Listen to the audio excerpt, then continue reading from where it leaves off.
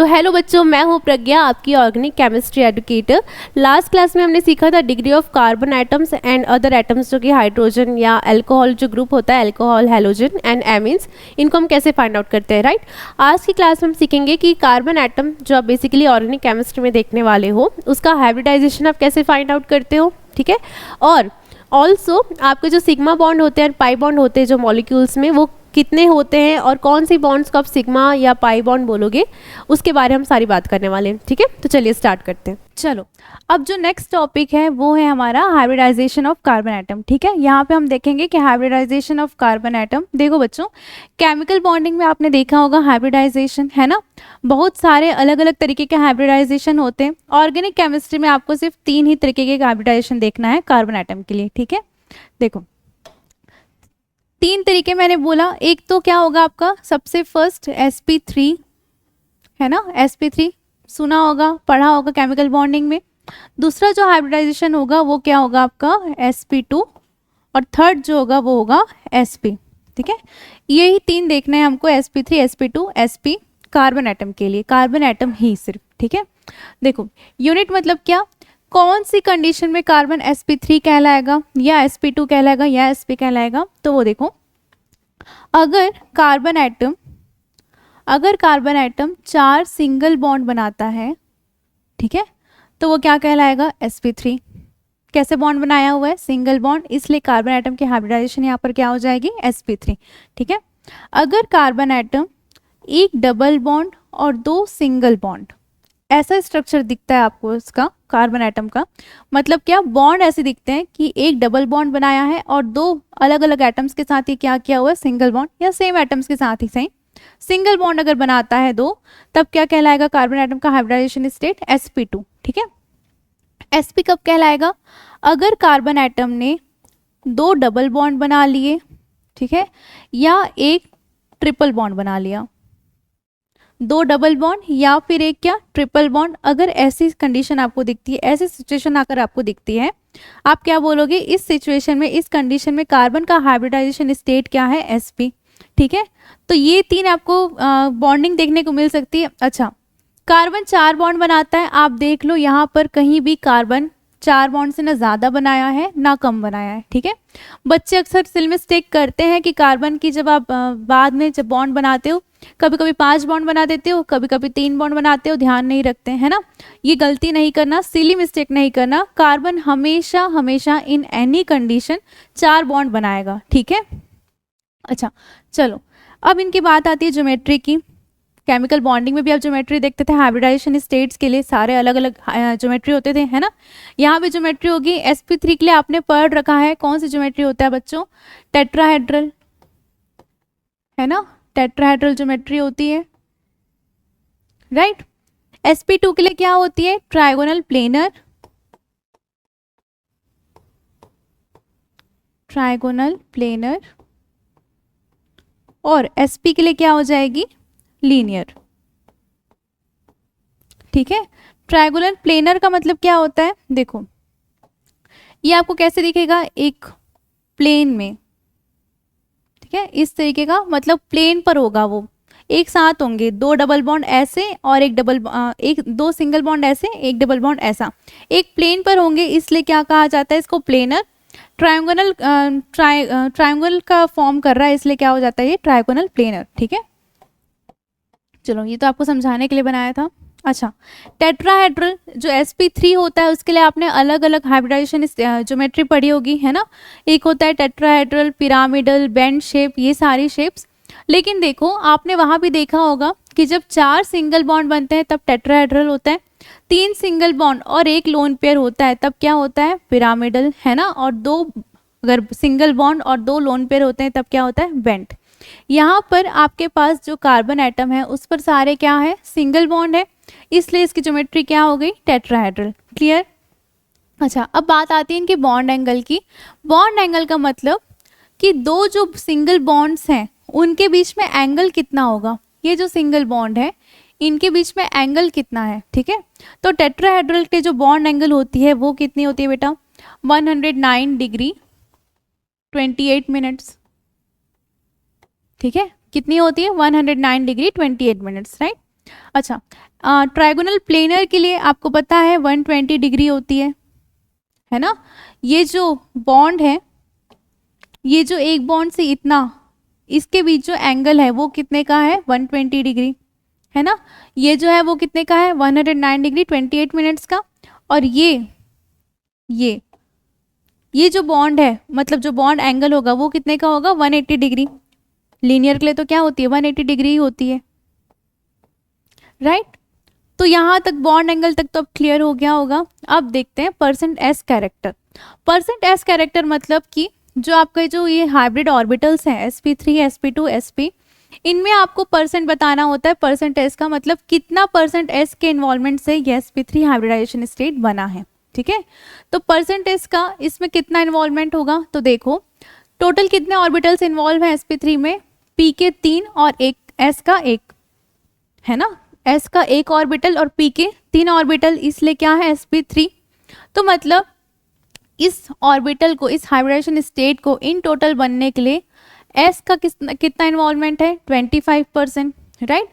4 है, 4 जो टोटल है उसमें 1 पार्ट ही किसका है, s का, इसलिए s का जो परसेंट होगा वो कितना आ जाएगा, 25%, है ना। और अगर 25 इसका है तो और 3 पार्ट किसका है, परसेंट p का, तो इसका कितना हो जाएगा, 75%, है ना। 25% और परसेंट p 75%, राइट। अब देखो sp2 की बात करते हैं। sp2 में आपको परसेंट s कैरेक्टर निकालना है, परसेंट p कैरेक्टर बताना है ना। तो देखो कितने इन्वॉल्व हैं इसमें, कितने ऑर्बिटल्स, 3 ऑर्बिटल टोटल, एक s का और 2 p का।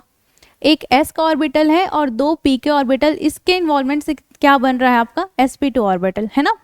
तो अब इसमें बताना है कि परसेंट s का इन्वॉल्वमेंट कितना होगा, या परसेंट मतलब s ऑर्बिटल का इन्वॉल्वमेंट कितना होगा।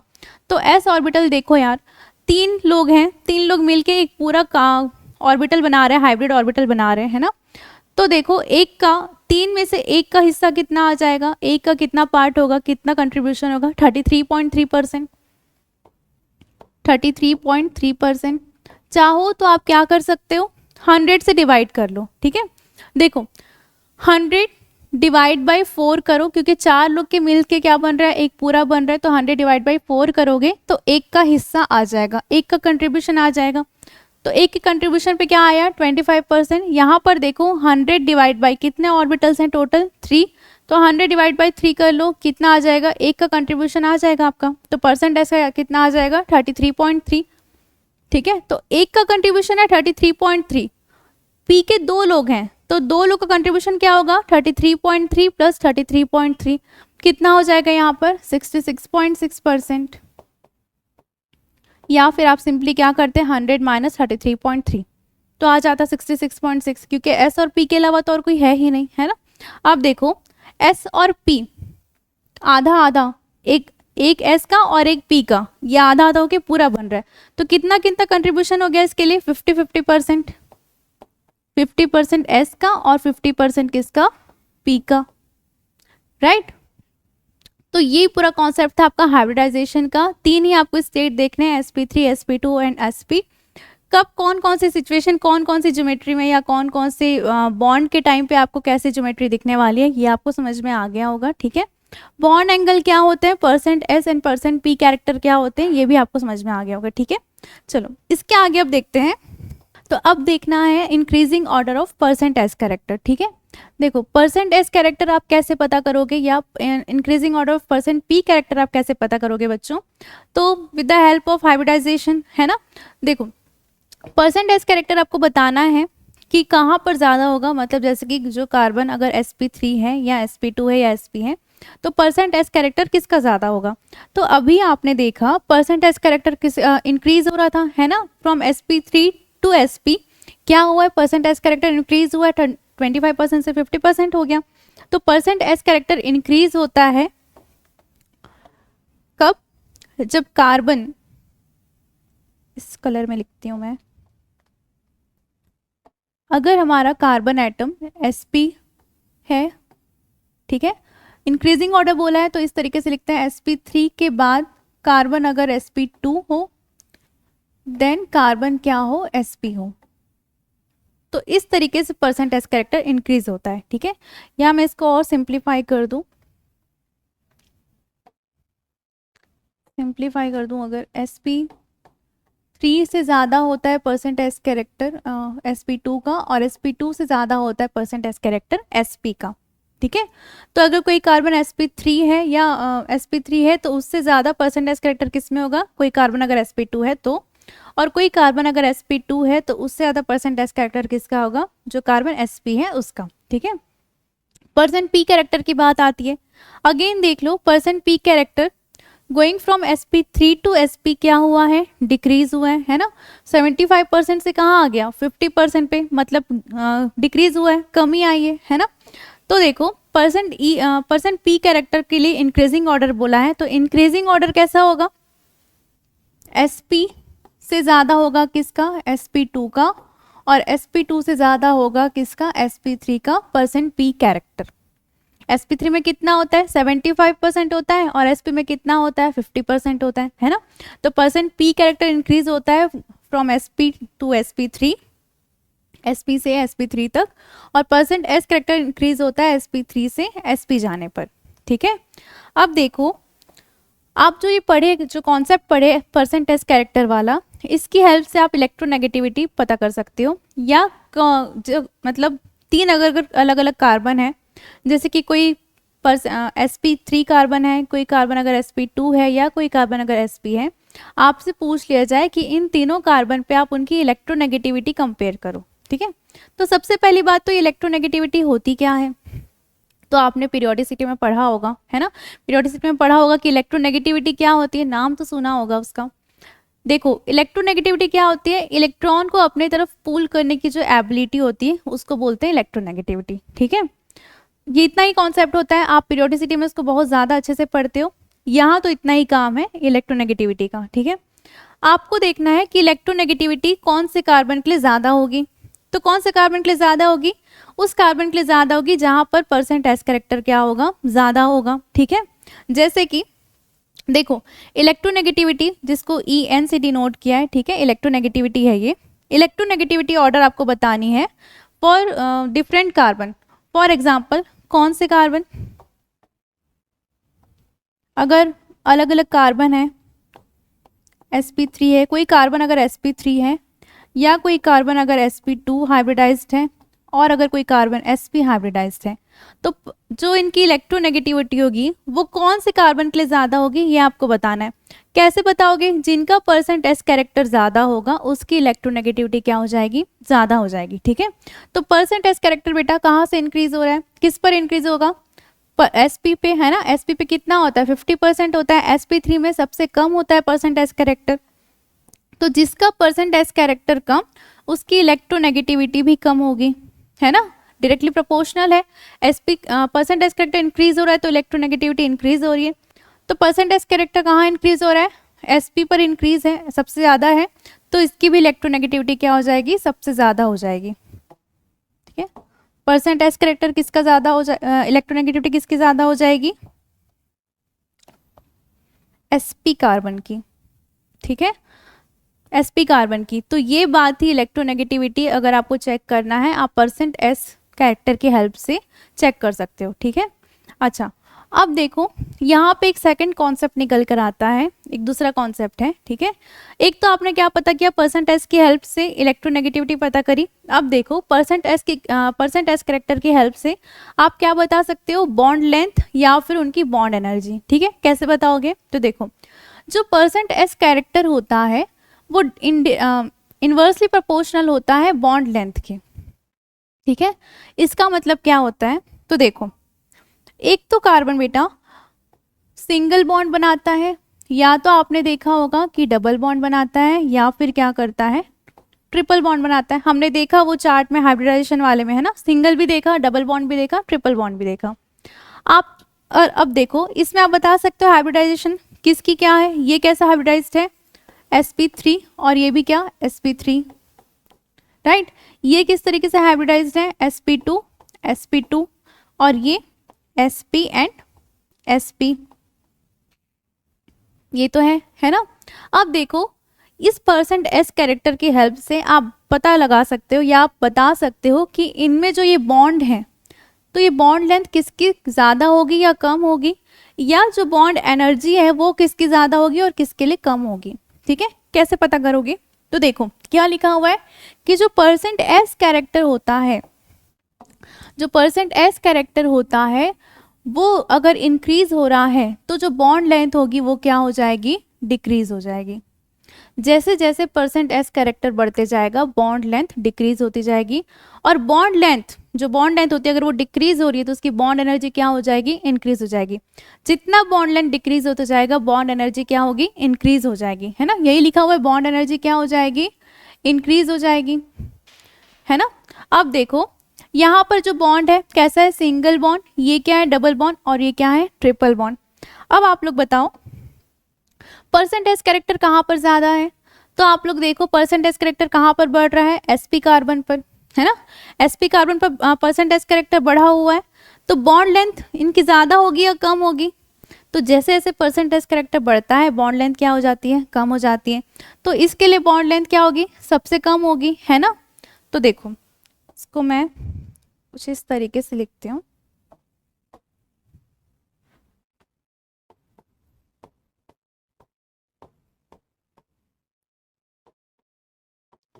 Bond length, single bond, carbon carbon double bond और कार्बन कार्बन ट्रिपल बॉन्ड। अब बता दो बेटा किसके लिए बॉन्ड लेंथ ज़्यादा होगी? सबसे ज़्यादा बॉन्ड लेंथ किसके लिए होगी? सिंगल बॉन्ड के लिए। क्यों? क्योंकि इसका परसेंटेज कैरेक्टर क्या है? सबसे कम है। और सबसे कम बॉन्ड लेंथ किसकी होगी? इस sp कार्बन की। क्यों? क्योंकि इसका परसेंटेज कैरेक्टर क्या है? ज़्यादा है। ठीक है, ये बात क्लियर हो गई? कंफ्यूज तो नहीं हो रहे?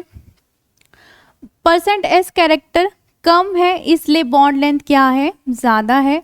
परसेंट एस कैरेक्टर कम है इसलिए बॉन्ड लेंथ इससे तो क्या है? ज़्यादा है। और इसकी परसेंट एस कैरेक्टर सबसे ज़्यादा है इसलिए इसकी बॉन्ड लेंथ क्या है? सबसे कम है।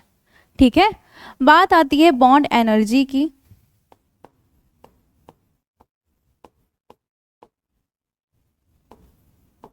बॉन्ड एनर्जी की बात करें तो बॉन्ड एनर्जी के लिए जो कॉन्सेप्ट है वो ये है कि जैसे जैसे परसेंट एस कैरेक्टर बढ़ते जाएगा बॉन्ड एनर्जी बढ़ती जाएगी। ठीक है, उस बॉन्ड की एनर्जी इंक्रीज हो जाएगी जैसे जैसे परसेंट एस कैरेक्टर बढ़ते जाएगा।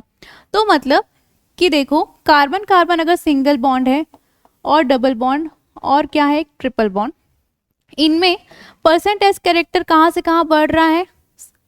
इस कार्बन से यहाँ तक जाने में क्या है? परसेंट कैरेक्टर इंक्रीज हो रहा है। ये sp3 है, ये क्या है? sp। तो बॉन्ड एनर्जी क्या हो रही है? परसेंटेज कैरेक्टर के साथ क्या होनी चाहिए? इंक्रीज होनी चाहिए। यही हमारा कॉन्सेप्ट बोलता है ना। तो बॉन्ड एनर्जी कैसे इंक्रीज हो जाएगी? इस डायरेक्शन पे, इस ऑर्डर पे। ठीक है, तो सबसे ज़्यादा बॉन्ड एनर्जी किसके लिए होती है? sp कार्बन के लिए। और सबसे ज़्यादा बॉन्ड लेंथ किसके लिए होती है? sp3 कार्बन के लिए। ये क्लियर हो गया? आप बस इस कॉन्सेप्ट को याद रखो, ठीक है, और उसके अकॉर्डिंग अपने आंसर दे सकते हो। राइट, इसको ये दो बातें हैं इस कॉन्सेप्ट पर बेस्ड हैं। ठीक है, ये आपको बताने के लिए कि कौन से कार्बन पर कैसा हाइब्रिडाइजेशन स्टेट है। ठीक है, क्यों ऐसा है ये आपको समझ में आ गया होगा। जब कार्बन कार्बन सिंगल बॉन्ड बनाता है तो क्या होता है? ये sp3। अब देखो कार्बन ने क्या किया? एक बॉन्ड बनाया, बाकी के 3 बॉन्ड कौन बना रहा होगा बेटा? हाइड्रोजन। यहाँ भी बाकी के 3 बॉन्ड कौन बना रहा होगा? हाइड्रोजन। तो कैसे सारे बॉन्ड बने? Single bond. कार्बन अगर सिंगल बॉन्ड बनाएगा तो क्या होता है? sp3। तो ये sp3 तो है ना। कार्बन अगर एक डबल बॉन्ड बनाए और इस बाकी के 2 बॉन्ड कौन बना रहा होगा? हाइड्रोजन। यहाँ पर कौन बना रहा होगा 2 बॉन्ड? हाइड्रोजन। कार्बन ने क्या किया? एक डबल बॉन्ड बनाया है इसलिए इसका हाइब्रिडाइजेशन स्टेट क्या है? sp2, है ना। और कार्बन जब ट्रिपल बॉन्ड बनाता है तो उसका हाइब्रिडाइजेशन स्टेट क्या हो जाता है? sp हो जाता है ना। अब तो ये समझ में आ गया होगा, ये पूरा कॉन्सेप्ट अब क्लियर हो गया होगा। राइट, चलो अब देखते हैं। अब जो कॉन्सेप्ट आता है वो आता है sigma bond and pi bond का। उसके पहले ये जो क्वेश्चंस हैं इसको कर लेते हैं। ठीक है, देखो ये क्वेश्चन में आपको बोला गया कि हाइब्रिडाइजेशन स्टेट बताना है आपको for each carbon atom of the following molecule. इस मॉलिक्यूल के हर एक कार्बन एटम के लिए आपको हाइब्रिडाइजेशन स्टेट निकालनी है। ठीक है, देखो कैसे निकालोगे? पहले तो खुद ट्राई कर लो, ठीक है, उसके बाद फिर आप क्या करोगे? देन आप प्ले करके इस वीडियो को आंसर्स चेक कर लेना। ठीक है, पहले तो खुद से ट्राई करो अगर अभी तक कॉन्सेप्ट समझ में आ गया होगा अगर आपको। तो देखो कार्बन एटम ने क्या किया, एक सिंगल बॉन्ड बनाया है, एक तो सिंगल बॉन्ड बनाया और बाकी के 3 बॉन्ड किसके साथ बनाए हैं, हाइड्रोजन के साथ। मतलब ये कार्बन के साथ कैसे है, सारे के सारे बॉन्ड सिंगल बॉन्ड है, 4 बॉन्ड सिंगल है, इसलिए इस कार्बन पर जो हाइब्रिडाइजेशन स्टेट होगी वो क्या होगी बेटा, sp3। ठीक है, क्या होगी, sp3। अब देखो इस कार्बन ने क्या किया है, एक तो डबल बॉन्ड बनाया हुआ है ना, और एक सिंगल बॉन्ड बनाया है किसके साथ, CH3 के साथ, और एक सिंगल बॉन्ड कौन बना रहा है, ये हाइड्रोजन कुछ इस तरीके से लगा होगा, है ना, ये वाला जो हाइड्रोजन है कुछ इस तरीके से लगा होगा। मतलब क्या, 2 सिंगल बॉन्ड और एक डबल बॉन्ड, 2 सिंगल बॉन्ड और एक क्या, डबल बॉन्ड। तो इस वाले कार्बन एटम के लिए जो हाइब्रिडाइजेशन स्टेट हो गई वो क्या हो गई आपकी, sp2। एक डबल बॉन्ड जो बनाता है वो कौन होता है, sp2 कार्बन होता है ना। अब यही वाली बात इसके लिए भी हो गई, तो ये वाला कार्बन भी क्या होगा, sp2। और इस कार्बन पर देखो 2 सिंगल बॉन्ड इधर उधर है ना, लेफ्ट राइट और लेफ्ट पे, और 2 सिंगल बॉन्ड कौन बना रहा होगा, हाइड्रोजन एटम। तो ये सारे के सारे सिंगल बॉन्ड है, इसलिए इस वाले कार्बन एटम पर जो हाइब्रिडाइजेशन स्टेट होगी वो क्या होगी, sp3। ठीक है, अब इस कार्बन पर देख लो, कार्बन ने क्या किया है, ट्रिपल बॉन्ड बनाया है, ट्रिपल बॉन्ड का जो हाइब्रिडाइजेशन स्टेट होता है वो क्या होता है, sp। और इस कार्बन ने भी ट्रिपल बॉन्ड बनाया हुआ है, ट्रिपल बॉन्ड किसके, दोनों कार्बन के कंट्रीब्यूशन से बना है ना। तो इस कार्बन पर भी क्या हो जाएगा, हाइब्रिडाइजेशन स्टेट sp। ठीक है, तो क्या हो गया, ये इसकी हमने क्या किया, सारे कार्बन एटम्स की हाइब्रिडाइजेशन स्टेट बता दी है, आपसे इतना ही बोला गया था और यही इसका आंसर होगा। ठीक है, चलो अब आपको बतानी है कि ज्योमेट्री क्या होगी, जो ये आपको जो भी 2 मॉलिक्यूल दिए हुए हैं इनकी ज्योमेट्री बतानी है। ठीक है, ज्योमेट्री कैसे बताते हो आप, पहले तो हाइब्रिडाइजेशन स्टेट निकाल लो, आपको पता चल जाएगा कि कौन से कार्बन का कौन सा हाइब्रिडाइजेशन स्टेट है, आप उसके अकॉर्डिंग उसकी ज्योमेट्री बता सकते हो। ठीक है, देखो इस कार्बन ने ट्रिपल बॉन्ड बनाया है और एक सिंगल बॉन्ड। ट्रिपल बॉन्ड कौन बनाता है बेटा, sp कार्बन बनाता है, और ये वाला जो कार्बन होता है वो भी क्या होता है, sp। क्यों, क्योंकि ट्रिपल बॉन्ड बनाया हुआ है। अब बता दो sp कार्बन के लिए जो ज्योमेट्री हमने पढ़ी थी वो क्या थी, लीनियर थी, है ना, लीनियर थी। तो इस वाला जो ये वाला जो मॉलिक्यूल है इसके लिए जो आपका जो ज्योमेट्री हो जाएगा इस मॉलिक्यूल का वो क्या होगा बेटा, लीनियर। ठीक है, क्या हो जाएगा, लीनियर। अब बताओ इस वाले जो मॉलिक्यूल है, जो सेकंड मॉलिक्यूल है, इसमें आप देख लो पहले तो कि सारे कार्बन एटम की हाइब्रिडाइजेशन स्टेट क्या है। देखो कार्बन ने क्या किया, डबल बॉन्ड और 2 सिंगल बॉन्ड कौन बना रहा है उसका, हाइड्रोजन। तो इस वाला जो ये जो पहला कार्बन है इसके लिए जो हाइब्रिडाइजेशन स्टेट है वो क्या हो जाएगी, sp2। इस कार्बन के लिए भी क्या हो जाएगी, sp2। ये जो कार्बन है इसने क्या किया है, डबल बॉन्ड बनाया है, एक सिंगल बॉन्ड पीछे वाले कार्बन के साथ और एक सिंगल बॉन्ड हाइड्रोजन के साथ। तो इसका भी हाइब्रिडाइजेशन स्टेट क्या हो जाएगा, sp2। और इस कार्बन ने क्या किया, एक डबल बॉन्ड 2 सिंगल बॉन्ड किसके साथ, हाइड्रोजन के साथ, तो ये भी क्या हो गया, sp2। इस कंपाउंड के सारे कार्बन एटम्स कैसे हैं, sp2 हाइब्रिडाइज्ड हैं। अच्छा, sp2 हाइब्रिडाइज्ड जो होता है कार्बन एटम उसका जो ज्योमेट्री होता है वो क्या होता है, ट्रायगोनल प्लेनर, है ना। तो ये सारा जो मॉलिक्यूल है इनकी जो ज्योमेट्री होगी वो कैसी होगी, ट्रायगोनल प्लेनर की। इनकी जो ज्योमेट्री हो जाएगी वो क्या हो जाएगी, trigonal planar, right, trigonal planar. तो इस तरीके से आप एक तो पहले तो क्या करो, हाइब्रिडाइजेशन स्टेट निकालो, किसके अकॉर्डिंग, कार्बन की बॉन्ड के अकॉर्डिंग, उसको बॉन्ड को देख लो, हाइब्रिडाइजेशन स्टेट निकाल लो, उसके बाद आप उसकी ज्योमेट्री बता सकते हो कि कौन से मॉलिक्यूल के लिए कैसी ज्योमेट्री होगी। ठीक है, अगर आपको इस तरह के क्वेश्चंस आते हैं तो। चलो अब जो कॉन्सेप्ट है वो है सिग्मा एंड पाई बॉन्ड का, है ना। सिग्मा एंड पाई बॉन्ड आप पढ़े होंगे केमिकल बॉन्डिंग में, अगेन यहाँ भी यूज होता है।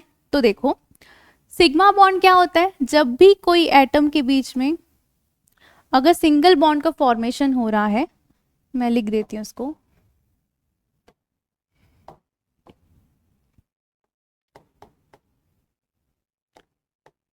सिंगल बॉन्ड जो होता है ऐसा, ठीक है, इससे जो बनता है, जो फॉर्म होता है वो क्या होता है, सिग्मा बॉन्ड। ठीक है, जो फॉर्म होता है वो क्या होता है, सिग्मा बॉन्ड। आपके जो मल्टीपल बॉन्ड्स होते हैं एटम्स के बीच में, जो मल्टीपल बॉन्ड्स होते हैं, जैसे कि कौन, double bond and triple bond, एक तो होता है डबल बॉन्ड और दूसरा होता है ट्रिपल बॉन्ड। इससे जो फॉर्म होता है वो क्या होता है, पाई बॉन्ड, लेकिन इनमें सिग्मा बॉन्ड भी होते हैं। ठीक है, सबसे पहले तो सिग्मा बॉन्ड ही बनता है। कितने होंगे सिग्मा बॉन्ड इसमें? डबल बॉन्ड में होता है एक सिग्मा और क्या होता है, एक पाई बॉन्ड। ठीक है, ट्रिपल बॉन्ड में क्या होता है, एक सिग्मा और क्या होता है, दो पाई बॉन्ड। ये आया कैसे? तो देखो बेटा, जब भी कोई कंपाउंड में जो भी एटम्स होते हैं, जैसे कि हमने कार्बन कार्बन ही ले लिया, इनके बीच में जब भी बॉन्डिंग होगी, ठीक है, तो सबसे पहले जो बॉन्ड फॉर्मेशन होगा वो किसका फॉर्मेशन होगा, किस तरीके का बॉन्ड होगा, वो सिग्मा बॉन्ड होगा। ठीक है, जब भी सबसे पहले जो बॉन्ड होगी वो सिंगल बॉन्ड बनती है। कभी भी ऐसा नहीं होगा कि पहले डबल बॉन्ड बन गया उसके बाद एक और बॉन्ड बन रहा है, ऐसा कभी नहीं होगा। ठीक है, हमेशा सबसे पहले सिंगल बॉन्ड का फॉर्मेशन होगा, उसके बाद स्टेप बाय स्टेप अगर वैलेंसी खाली है, बॉन्ड बनने की जगह है, तब कि फिर क्या होगा, डबल बॉन्ड या फिर ट्रिपल बॉन्ड। ठीक है, देखो यहाँ पर देखो, कार्बन ने क्या किया, पहले जो बॉन्ड बनाया वो क्या था, सिंगल बॉन्ड। अब अगर कार्बन इसी कार्बन एटम के साथ फिर से एक बॉन्ड बनाता है ना, दूसरा नहीं, इसी कार्बन एटम के साथ अगेन बॉन्ड बनाता है, तो अब ये जो नया बॉन्ड बना है जिसको हम डबल बॉन्ड बोलते हैं, वो कौन सा बॉन्ड होगा, पाई बॉन्ड। ठीक है, जो सेकंड बॉन्ड बना है वो कैसा बॉन्ड होगा बेटा, पाई बॉन्ड। अब अगर कार्बन अगेन इसी कार्बन एटम के साथ तीसरा बॉन्ड बनाता है, ठीक है, तो ये भी कैसा बॉन्ड होगा, पाई बॉन्ड। समझ में आया? मतलब क्या, जब एक सिंगल बॉन्ड था तब तो सिर्फ किसका फॉर्मेशन हुआ था, सिग्मा बॉन्ड का। जब डबल बॉन्ड बना तब पहले से एक तो सिग्मा था ही, और एक क्या आया आपका, एक पाई बॉन्ड आया। जब ट्रिपल बॉन्ड का फॉर्मेशन हुआ तो एक तो सिग्मा था ही, दूसरा पाई था ही, एक और जो बॉन्ड बना उसकी वजह से एक और क्या आ गया आपका, पाई बॉन्ड आ गया। ठीक है, तो ट्रिपल बॉन्ड में क्या होता है, एक सिग्मा दो पाई, डबल बॉन्ड में एक सिग्मा एक पाई, सिंगल बॉन्ड में सिर्फ एक सिग्मा। क्लियर है? चलो अब देखो, इन सारे एग्जांपल्स के लिए आपको कैलकुलेट करना है number of sigma bond and number of pi bond. ठीक है, देखो बहुत आसान है, बहुत ही ज़्यादा आसान है, बस ध्यान देना है। देखो जितने भी सिंगल बॉन्ड होते हैं, मैंने क्या कहा, जितने भी सिंगल बॉन्ड होते हैं वो सारे कैसे बॉन्ड होते हैं, सिग्मा बॉन्ड होते हैं। देखो यहाँ पर क्या हो गया, एक सिग्मा बॉन्ड का फॉर्मेशन हुआ, राइट। अच्छा, मैंने क्या कहा था, कार्बन कार्बन ट्रिपल बॉन्ड है, तो पहले तो कौन बना होगा, सिग्मा बॉन्ड बना होगा, देन सेकंड कौन बना होगा, पाई, और जो थर्ड बॉन्ड बना होगा वो भी क्या बना होगा, पाई बॉन्ड बना होगा, राइट। अब देखो इस कार्बन कार्बन के बीच में क्या है, सिंगल बॉन्ड है, तो सिंगल बॉन्ड के लिए क्या हुआ है, सिग्मा बॉन्ड बनेगा। कार्बन हाइड्रोजन कौन सा बॉन्ड होगा, सिंगल बॉन्ड है तो क्या होगा, सिग्मा बॉन्ड।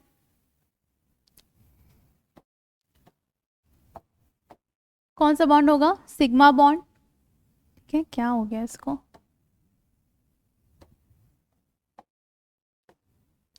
अच्छा, कार्बन और कार्बन कार्बन के बीच में डबल बॉन्ड है, तो डबल बॉन्ड के लिए सबसे पहले कौन बना होगा, सिग्मा बॉन्ड, देन कौन होगा, पाई बॉन्ड। कार्बन हाइड्रोजन के बीच में क्या है, सिंगल बॉन्ड, मतलब क्या, सिग्मा बॉन्ड, और यहाँ पर भी क्या होगा, सिग्मा बॉन्ड। ठीक है, तो total number of sigma bond आपको बताना था एंड पाई बॉन्ड बताना था। सिग्मा बॉन्ड कितने हो गए, 1 2 3 4 5 6 7 सिग्मा बॉन्ड्स हो गए। और पाई बॉन्ड कितने हो गए, यहाँ पर पाई बॉन्ड्स की बात करें, पाई बॉन्ड कितने हो गए, 1 2 3 पाई बॉन्ड्स। ठीक है, इजी था, बस आपको कैलकुलेट करना था, गिनना था, आपको पहचानना आना चाहिए कि कहाँ पे कितने सिग्मा बॉन्ड होते हैं। ठीक है, देखो सेकंड एग्जांपल, देखो यहाँ पर देखो, कार्बन हाइड्रोजन के बीच में क्या है, सिंगल बॉन्ड, मतलब क्या, सिग्मा बॉन्ड। ट्रिपल बॉन्ड है तो एक सिग्मा होगा और दो क्या होंगे, यहाँ पर पाई बॉन्ड होंगे। अगेन सिंगल बॉन्ड है तो क्या होगा, सिग्मा बॉन्ड, यहाँ पर भी सिग्मा बॉन्ड, यहाँ पर भी सिग्मा बॉन्ड, है ना। तो टोटल सिग्मा बॉन्ड कितने हो जाएंगे, 1 2 3 4 5 सिग्मा बॉन्ड्स, और पाई बॉन्ड्स कितने हो जाएंगे, 2 पाई। ठीक है, दो ही तो पाई है तो कितने पाई हो जाएंगे, 2 पाई बॉन्ड, ये 5 sigma and 2 pi. Pi bonds कितने हैं, दो, सिग्मा बॉन्ड कितने हैं, 5 सिग्मा। ठीक है, अब देखो यहाँ वाले इस कंपाउंड के लिए देखो, सिंगल बॉन्ड है मतलब सिग्मा, यहाँ पर भी सिग्मा होगा। डबल बॉन्ड है मतलब एक सिग्मा और एक पाई होगा, है ना। यहाँ पर एक सिग्मा एक पाई होगा। कार्बन हाइड्रोजन के बीच में सिंगल बॉन्ड है इसलिए क्या होगा, सिग्मा बॉन्ड। यहाँ पर क्या होगा, सिंगल बॉन्ड है तो सिग्मा, ये भी सिग्मा, ये भी सिग्मा, सारे क्या होंगे, जितने भी सिंगल बॉन्ड है वो सारे कैसे बॉन्ड होंगे, सिग्मा बॉन्ड होंगे। ठीक है, तो टोटल सिग्मा बॉन्ड्स कितने हो गए और कितने टोटल पाई बॉन्ड हो गए, ये आपको बताना है। देखो कितने सिग्मा हो गए, 1 2 3 4 5 6 7 8 9 10 11 12, 12 सिग्मा एंड पाई कितने हैं, 2 पाई। ये वाइट पर हो गया है, देखो 12 सिग्मा एंड 2 पाई, 1 2 3 4 5 6 7 8 9 10 11 12, क्या हो गया, 1 2 3 4 5 6 7 8 9 10 11 12। ठीक है, 12 सिग्मा एंड 2 पाई बॉन्ड। ठीक है, चलो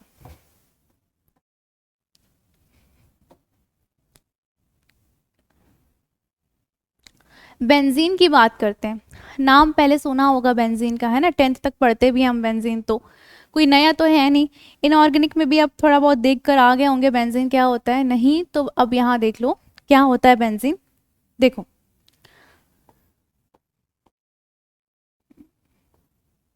इस तरीके का कंपाउंड होता है जिसको हम बोलते हैं बेंजीन।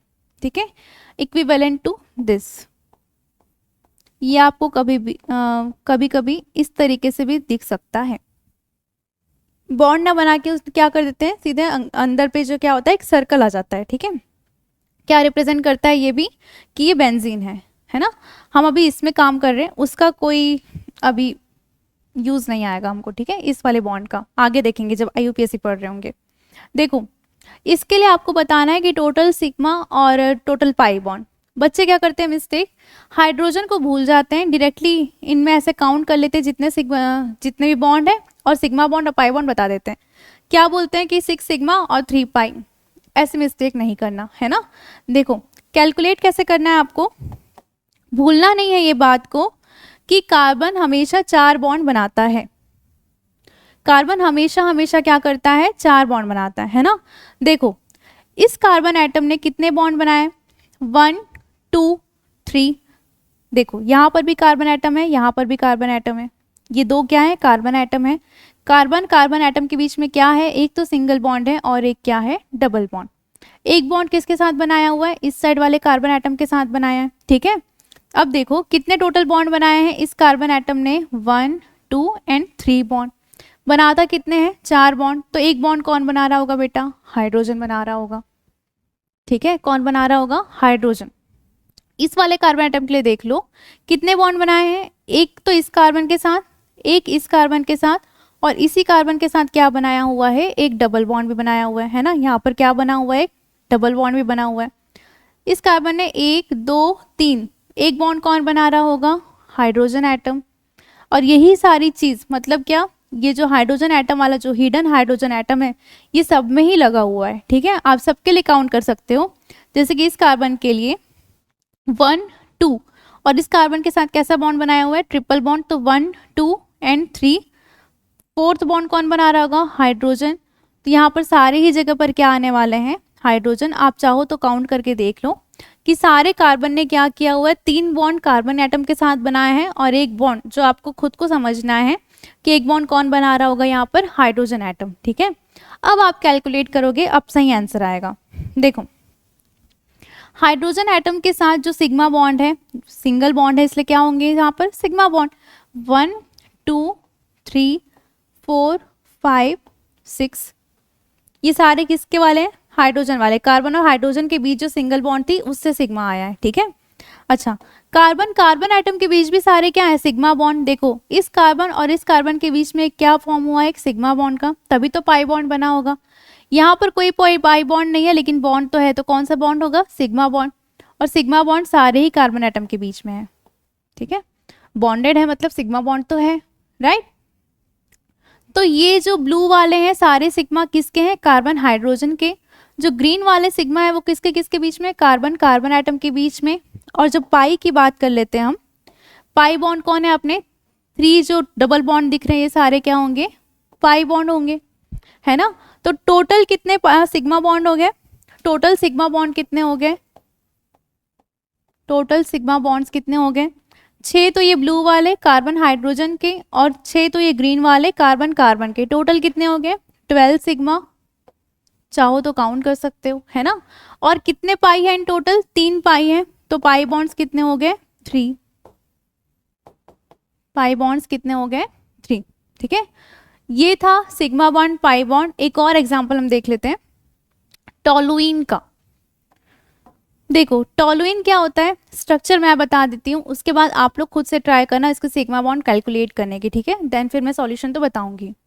देखो होता क्या है टॉलुइन,